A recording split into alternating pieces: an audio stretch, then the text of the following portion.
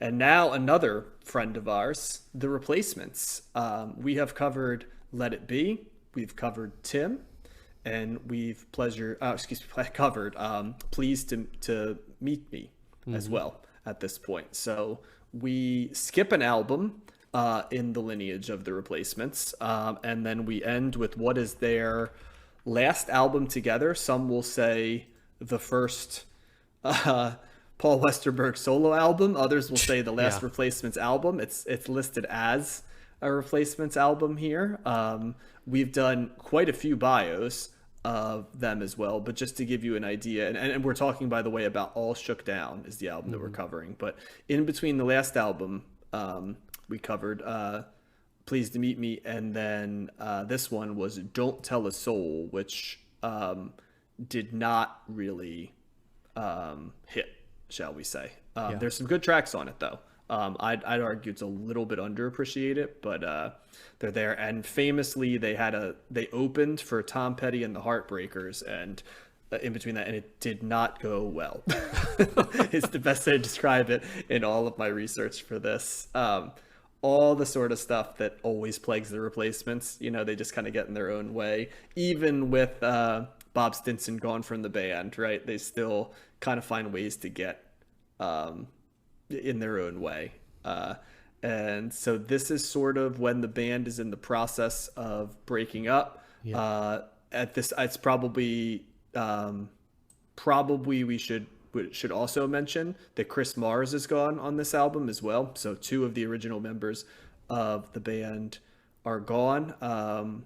Steve Foley is the replacement for Mars. He'd been in Elvis Costello's band before, and they released this one. They toured in 1991 on what was listed as a farewell tour, and then they shut it down on July 4th, 1991, playing their last show for 22 years before they did come back to play again. And that would be, let's see, 23 years from 1991, so 22 years. So that would be 01, that would be 2013 would be their next show. Mm-hmm. Yeah, and famously, Bob Stinson unfortunately passes away. He's not on this album in 1995 at age 35. Tommy Stinson goes into some other bands before joining the Guns N' Roses version post Slash and Duff in 1998.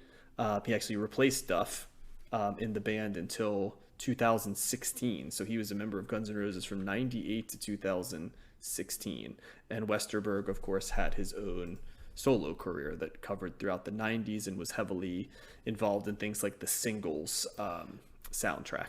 Yeah, So, that's what I saw too. That was a lot of overlap, or shortly after this album, with him in the Singles and yeah. And a Gen lot of X people and stuff like that. Yeah, and a lot of people consider this to be because the thing too that people forget, he's still a young man, even though the Replacements have been around for a long time. Like in this, like 1990, he's only 31 years old. Hmm. So because they started so young, that's something you forget about. That when the Replacements were releasing their early albums, they were like 20, Right. along the way. So that's another thing to kind of keep in mind. And remember, Tommy Stinson's even younger because he was basically in his mid-teens when he joined the Replacements originally. So he's still in his mid to late 20s when the band is breaking up. So it's kind of crazy to think about because at this point they seem like they should be a grizzled band, but they've literally just hit their 30s.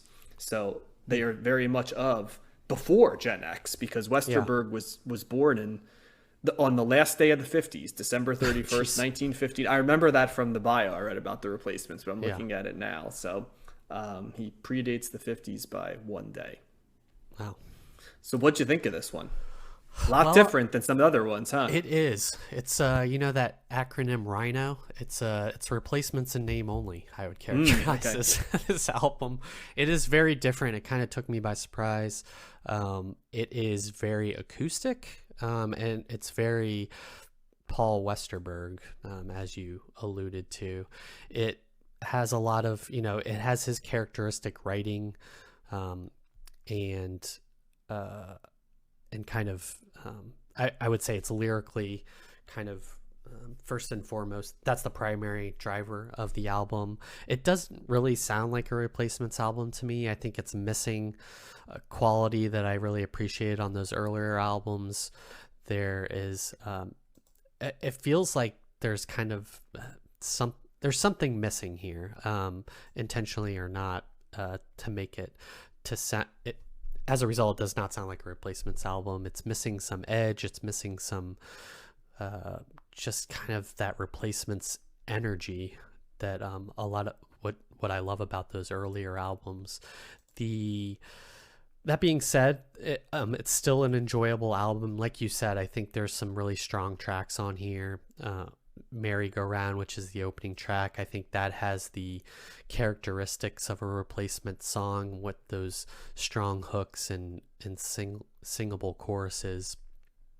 It's got I guess the other thing too is this has a very clean sound to it, maybe by the fact that there's a lot of acoustic tracks. I feel like REM's producer worked on this okay. with him, just so you get an idea. Yeah. Mm-hmm. Some of the things I liked about the earlier Replacements albums are the garage rock sound that they have, and that's kind of gone here.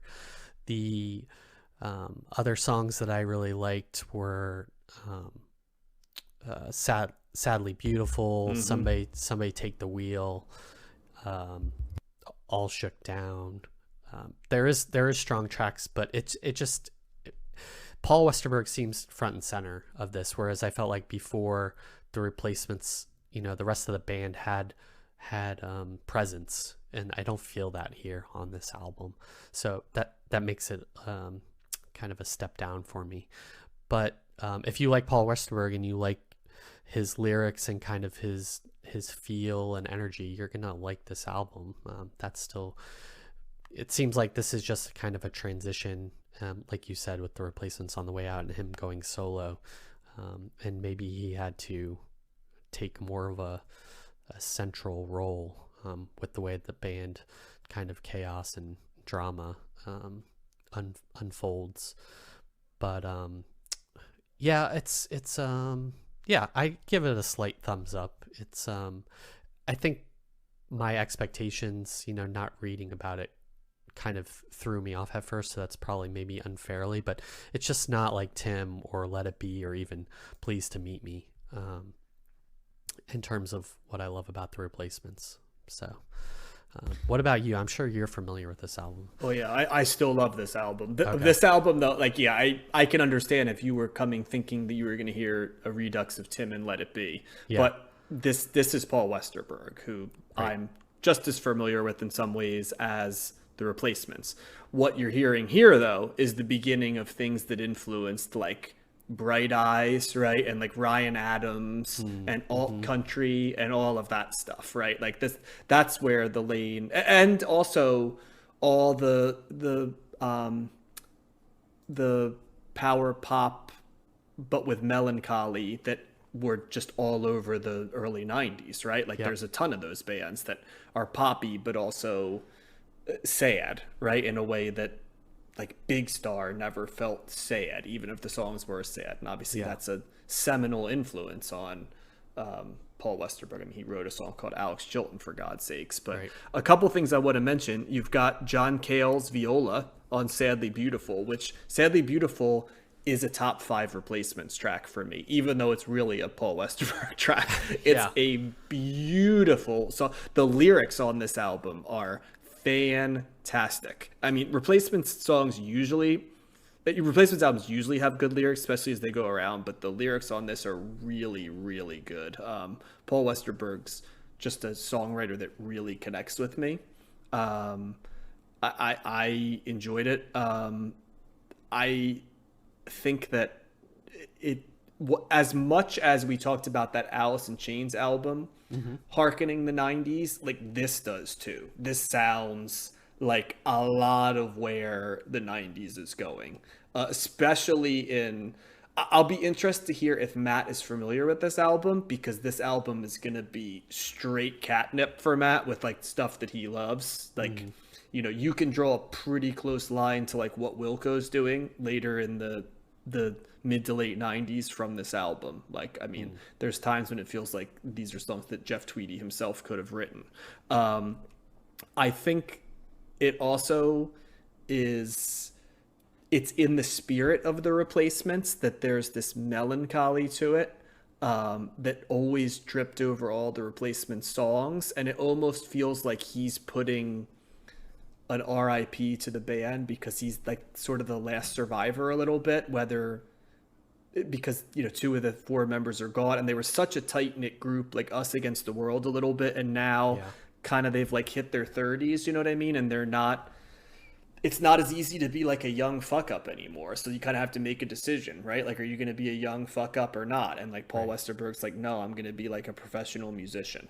Yeah. And like he's kind of him and Chris Stinson, right? Who also is the youngest, but I think even though he was the brother of another member of the band, I think he was just like, I'm also going to choose to become a professional musician. And I feel like that's kind of what this is saying. It's like I'm officially putting an end to the Replacements era, which was beautiful, and I wanted to keep this band alive, but it just can't. And now I have to kind of move on to the next chapter. And Yeah. we've talked before about how Paul Westerberg writes these songs that sound like they should be love songs, but they rarely ever are traditional boy-girl relationship love songs. They're sort of, though, love songs or songs of sadness and sorrow about greater concepts in other relationships. I also, my little problem, I was trying to figure out who he was duetting with. It's the lead singer of Concrete Blonde, who, as soon as I read that, I'm like, oh yeah, that makes a lot of sense. I don't know how familiar our listeners will be with Concrete Blonde, but probably they had a relatively big hit with a song called Joey, I think is probably the song that most people would know of them, but they're a band I'm loosely familiar with and actually would like to explore a little bit more because what I've heard from them I enjoyed, but it's a very good combination of stuff. One of the Heartbreakers, Benmont Tench, is on this as well. So you've got a little bit of a Tom Petty influence in there as well, Nice. Yeah. with different stuff. And yeah, this sounds of what's coming in the 90s because Westerberg is hugely influential, both because the Replacements were influential, but as a solo artist, he's got another career, right? And another Yeah. influence beyond just the Replacements. But I think as I read one time in that thing, it's kind of like the guy that wrote Gary's Got a Boner and the guy that wrote these songs are kind of like, it feels like it's just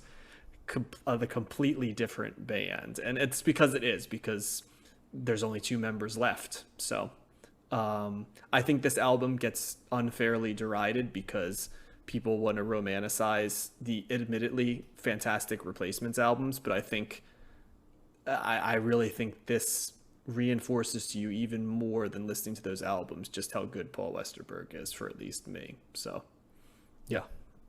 Still worth listening for sure. I'm not saying that, it's just not the same as those earlier albums. So just be prepared, I guess.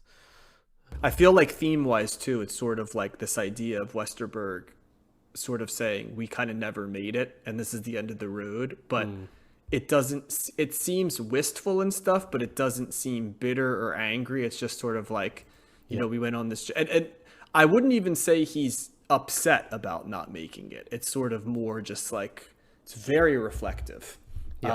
Lyrically, and it's pretty clear that he's writing about the band and the experience in the band. But if you weren't as familiar, you'd take songs like Merry Go Round, which is a fantastic song, and you could easily apply it to, I could see people listening to this and tying it into their romantic relationships while having no idea that he's writing about something different, which is kind of the Replacements in general. So Yeah. yeah. So yeah, pretty strong thumbs up for me on this one. I enjoyed this one, and boy, Josh, as we cover the 90s, I think you might want to file this away for what's going to be coming, because this is proto in its own way for what's coming.